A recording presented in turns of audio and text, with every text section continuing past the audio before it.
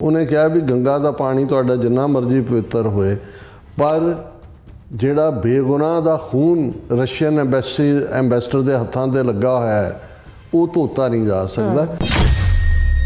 The Ukrainian embassy said, as Lord Hanuman, protector of Dharma, stood unwavering in the face of the evil, Ukraine too stands firm as a guardian of justice and truth. Participating alongside representatives of aggressor Russia would betray these very principles.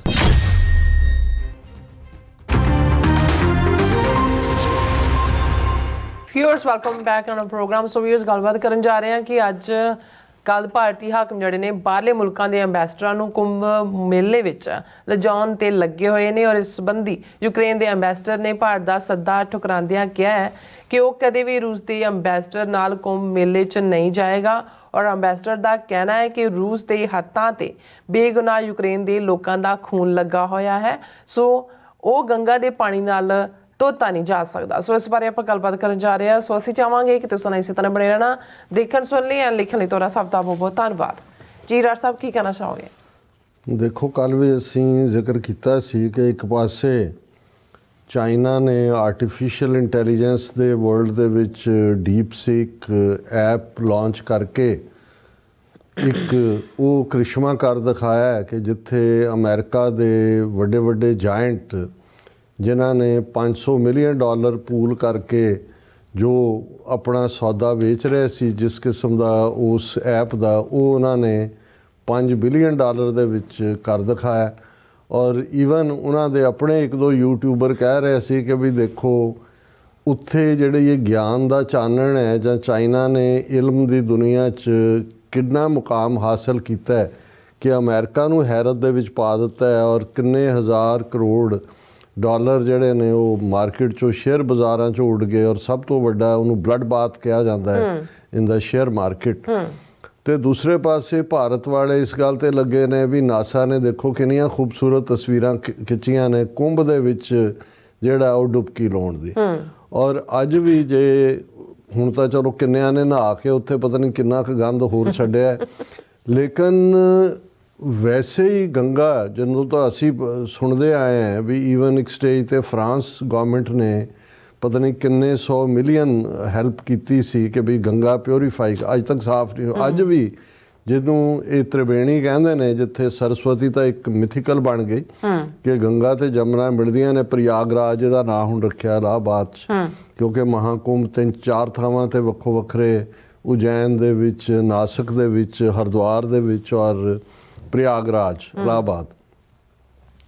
ਔਰ ਅੱਜ ਵੀ ਤੁਸੀਂ ਉਸ ਦਾ ਜੇ ਪਾਣੀ test ਕਰਾਓ ਤੇ ਉਹਦਾ touch ਇਹੀ ਇੱਕ ਪਤਾ ਨਹੀਂ ਕਿਹੜੀ ਸਟੀਵ ਕਿ ਕਿਹਦੀ ਘਰ ਵਾਲੀ ਜਿਹੜੀ ਸਾਧਨੀ ਬਣ ਕੇ ਉੱਥੇ ਗਈ ਉਹ ਤਾਂ ਬਿਮਾਰ ਇਨਫੈਕਸ਼ਨ ਦਾ ਸ਼ਿਕਾਰ ਹੋਈ। ਔਰ ਹੁਣ ਮੈਨੂੰ ਨਹੀਂ ਸੀ ਪਤਾ ਵੀ ਇਸ ਲੈਵਲ ਦੇ ਵਲਨਰੇਬਲ ਨੇ ਇਹਨਾਂ ਦੀ ਐਂਬੈਸਡਰ ਔਰ ਦੂਜੇ। ਹੁਣ ਇਹ ਖਬਰ ਹੈ ਕਿ ਵੀ ਖਬਰ ਵੀ ਤਾਂ ਪਤਾ ਨਾ ਲੱਗਦੀ ਜੇ ਯੂਕਰੇਨ ਦੇ ਐਂਬੈਸਡਰ ਨੇ ਆਪਣੀ ਸਟੇਟਮੈਂਟ ਨਾ ਜਾਰੀ ਕੀਤੀ ਹੁੰਦੀ, ਪਰ ਇਹ ਖਬਰ ਇਹ ਹੈ ਕਿ 73 ਮੁਲਕਾਂ ਦੇ ਐਂਬੈਸਡਰਸ ਨੂੰ ਜਾਂ ਉਹਨਾਂ ਦੇ ਡਿਪਲੋਮੈਟਿਕ ਸਟਾਫ ਨੂੰ ਮਿਨਿਸਟਰੀ ਐਕਸਟਰਨਲ ਅਫੇਅਰਸ ਵਿਦੇਸ਼ ਮੰਤਰਾਲੇ ਨੇ ਪ੍ਰਬੰਧ ਕੀਤਾ ਹੈ ਉਹਨਾਂ ਨੂੰ ਮਹਾਕੁੰਭ ਦੇ ਵਿੱਚ ਲੈ ਕੇ ਜਾਣਾ ਉੱਤਰ ਪ੍ਰਦੇਸ਼ ਦੇ ਪ੍ਰਯਾਗਰਾਜ 1 ਫਰਵਰੀ ਨੂੰ। ਔਰ ਇਹਨਾਂ ਦੇ ਵਿੱਚ ਰਸ਼ੀਆ ਔਰ ਯੂਕਰੇਨ ਦੇ ਡਿਪਲੋਮੈਟ ਵੀ ਸ਼ਾਮਲ ਨੇ, ਉਹਨਾਂ ਨੂੰ ਵੀ ਇਨਵਾਈਟ ਕੀਤਾ ਸੀ ਕਿ ਵੀ ਉਹ ਹੋਲੀ ਸੰਗਮ ਦੇ ਵਿੱਚ ਚੁੱਭੀ ਮਾਰਨਗੇ ਔਰ ਆਪਣੇ ਪਾਪ ਧੋਣਗੇ ਔਰ ਇਹ ਜਿਹੜਾ ਫਿਰ ਉੱਥੋਂ ਉਹ ਅਕਸ਼ਰਵਤ ਅਤੇ ਬੜਾ ਹਨੂੰਮਾਨ ਟੈਂਪਲ ਜਾਣਗੇ ਔਰ ਡਿਜੀਟਲ ਮਹਾਕੁੰਭ ਸੈਂਟਰ ਵੀ ਦੇਖਣਗੇ।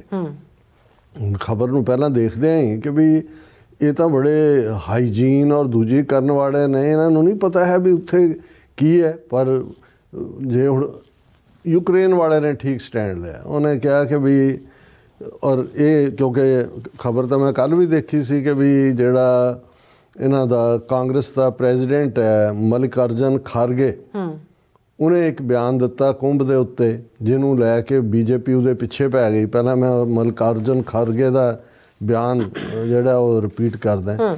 ਮਲਿਕਾਰਜੁਨ ਖਰਗੇ ਨੇ ਉਹਨੇ ਕਿਹਾ ਕਿ ਵੀ ਗੰਗਾ ਦੇ ਵਿੱਚ ਡੁਬਕੀ ਲਾਉਣ ਦੇ ਨਾਲ ਕੀ ਲੋਕਾਂ ਦੀ ਗਰੀਬੀ ਖਤਮ ਹੋ ਜਾਏਗੀ? ਉਹ ਅਮਿਤ ਸ਼ਾਹ ਦੇ ਉੱਤੇ ਕਰ ਰਿਹਾ ਵੀ ਅਮਿਤ ਸ਼ਾਹ ਜਿਹੜਾ ਉਹ ਗੈਂਡੇ ਦਾ ਬੱਚਾ ਉਹ ਡੁਬਕੀ ਮਾਰ ਰਿਹਾ, ਉਹ ਕਹਿੰਦਾ ਵੀ ਇਹ ਡਿਪ ਗੰਗਾ ਮਾਂ 'ਚ ਲੈਣ 'ਚ ਖਤਮ ਹੋ ਜਾਏਗੀ। ਕੀ ਗੰਗਾ 'ਚ ਡਿਪ ਲੈਣ ਦੇ ਨਾਲ ਲੋਕ ਖੁਸ਼ ਹੋ ਜਾਣਗੇ ਔਰ ਮੁਲਕ ਜਿਹਦਾ ਜਿਹੜਾ ਬਿਲਕੁਲ ਬਦਬਖਤੀ 'ਚ ਫਸਿਆ ਹੋਇਆ ਉਹਦੀ ਕਿਸਮਤ ਬਦਲ ਜਾਏਗੀ?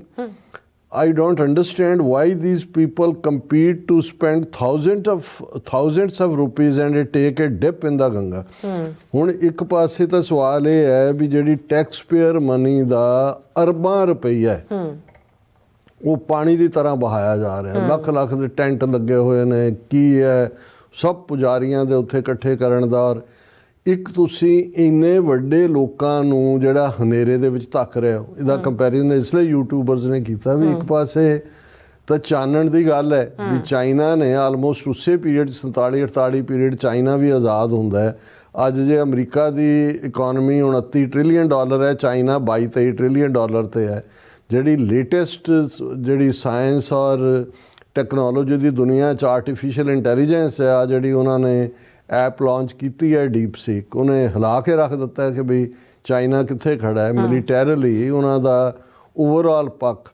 ਔਰ ਉੱਥੇ ਕੋਈ ਇਹ ਨਹੀਂ ਹੈ ਵੀ ਭਾਰਤ 80 ਕਰੋੜ ਲੋਕਾਂ ਨੂੰ 5 ਕਿਲੋ ਅਨਾਜ ਦਿੰਦਾ ਤਾਂ ਉਹਨਾਂ ਦੇ ਚੁੱਲ੍ਹਿਆਂ 'ਤੇ ਰੋਟੀ ਪੱਕਦੀ ਹੈ। ਯਾਨੀ 80 ਕਰੋੜ ਬਿਲੋ ਦਾ ਪਾਵਰਟੀ ਲਾਈਨ ਨੇ, ਗਰੀਬੀ ਰੇਖਾ ਤੋਂ ਥੱਲੇ ਨੇ, ਤੇ ਤੁਸੀਂ ਇਸ ਕਿਸਮ ਦਾ ਫਰਾਡ ਔਰ ਡਰਾਮਾ ਕਰ ਰਹੇ ਹੋ। ਔਰ ਇਹਨੇ ਯੂਕਰੇਨ ਦੇ ਐਂਬੈਸਡਰ ਨੇ ਇਸ ਦੇ ਉੱਤੇ ਸਟੈਂਡ ਲਿਆ ਔਰ ਬੜੀ ਖੂਬਸੂਰਤ ਉਹਨੇ ਗੱਲ ਕਹੀ। ਉਹਨੇ ਇਹ ਕਿਹਾ ਵੀ ਤੁਹਾਨੂੰ ਮੁਬਾਰਕਾਂ ਮਹਾਕੁੰਭ ਮੇਲਾ 2025 ਦੀਆਂ, ਇਹ ਸ਼ੋਅ ਕਰਦਾ ਵੀ ਭਾਰਤ ਦਾ ਕਲਚਰਲ ਹੈਰੀਟੇਜ ਕੀ ਹੈ। ਪਰ ਉਹਨਾਂ ਨੇ ਕਿਹਾ ਵੀ ਮੈਂ ਉਹਦੇ 'ਚ ਸ਼ਾਮਲ ਨਹੀਂ ਹੋ ਸਕਦਾ ਕਿਉਂਕਿ ਰਸ਼ੀਆ ਦਾ ਜਿਹੜਾ ਐਂਬੈਸਡਰ ਹੈ ਉਹਨੂੰ ਵੀ ਤੁਸੀਂ ਜਿਹੜਾ ਉਹ ਕੀਤਾ ਨਾਲ ਸ਼ਾਮਲ। ਔਰ ਇਹ ਜਿਹੜਾ ਉਹਨੇ ਯੂਕਰੇਨੀਅਨ ਐਂਬੈਸੀ ਨੇ ਕਿਹਾ ਕਿ ਐਜ਼ ਲਾਰਡ ਔਰ ਹੈਡਲਾਈਨ ਹੈ sacred waters can never wash blood of innocents.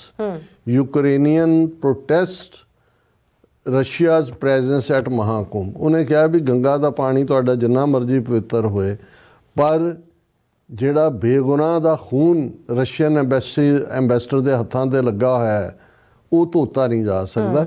ਫਿਰ ਉਹਨੇ ਇਹਨਾਂ ਨੂੰ ਸ਼ਰਮ ਦਿੱਤੀ ਹੈ। ਦਾ Ukrainian embassy said as lord Hanuman protector of dharma stood unwavering in the face of the evil, Ukraine too stands firm as a guardian of justice and truth.